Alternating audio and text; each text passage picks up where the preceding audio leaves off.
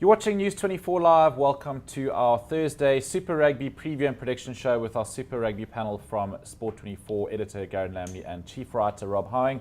We are previewing round 12 today. Gents, good morning. Thanks for joining me. Morning, Nick. Hello, Nick. Rob, I'm going to start with you. Friday morning, finally we have a South African team starting the action. The Sharks up against the Highlanders. Sharks have had a break. Not the best season, to say the least. I see JP Peterson's back, and of course Bismarck du Plessis. How do you see that one going? Yeah, interesting to see how the Sharks actually go, what their mindset is, whether the little bit of refreshment that they've had has actually helped. I'm not yet convinced that that is the case. I'm not sure that a week necessarily gives you time to suddenly wave a magic wand and turn your bad season, which it has been by their standards, into a good season. So I'm not. I'm very glass half empty, I'm afraid, for the game against the Highlanders. I think the Highlanders probably will have a better all-round game. We haven't had a South African game against the New Zealand side for a few weeks now, which has probably explained why South African teams have started to improve a little bit generally in log terms. But it's back to reality, back to the Forsyth Bar Stadium. Of course, indoor arena, so it's getting a little bit wintry in Dunedin, but the Sharks don't have to worry on that score.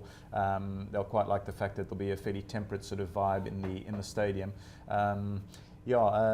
As you say, Bismarck du Plessis back in the mix. Interesting to see how he goes, not as captain. I think it's a sensible choice. Whether he actually had it by choice or not, they've done it very tactfully this week by saying that he stood down, or was he given the opportunity to stand down, shall we say?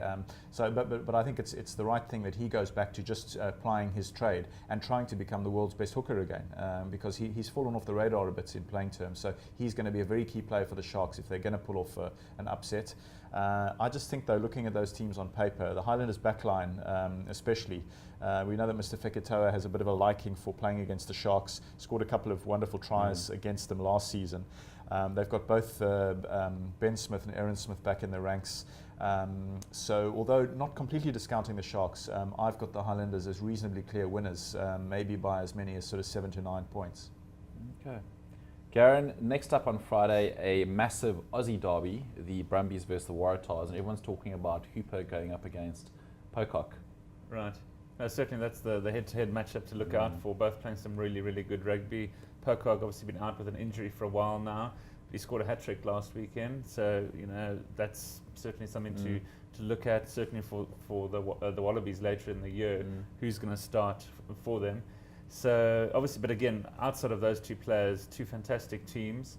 I've got them both to make the playoffs and actually to go quite far in this tournament. They have blown a little bit hot and cold, as a lot of the Australian teams have done this season, but they're certainly the class of the Australian Conference. And again, it's going to be difficult to pick a winner. They've got some X-factor players in both sides. The fact that the Brumbies are at home, I think, might just give them the slight edge. But again, you wouldn't be surprised to see that the Waratahs walk away winners as well. So they've got a lot to play for in their conference. They aren't really, compared to the South African and New Zealand conference, the Australian teams are doing fairly badly actually. So both teams will want the win. It could be a high-scoring give the ball some air, or it could be one of these tight games where Australian matches sometimes the derbies end in like 9-6 and something silly like that with no tries at all. So I'm going to lean towards the home win, Brumbies by 3. Okay. I'm going to stay with you. First up on Saturday, we've got a bottom table clash.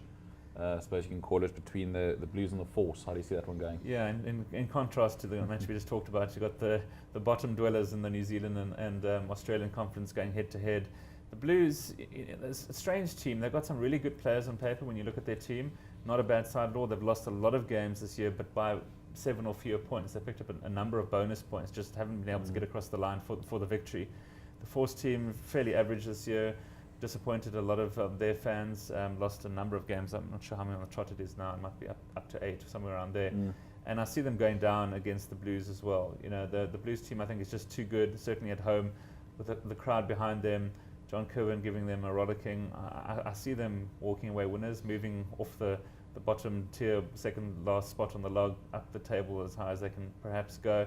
So Blues in a high scoring game, turning down a lot of penalties, going for the tries. I'm going for Blues by 7. All right.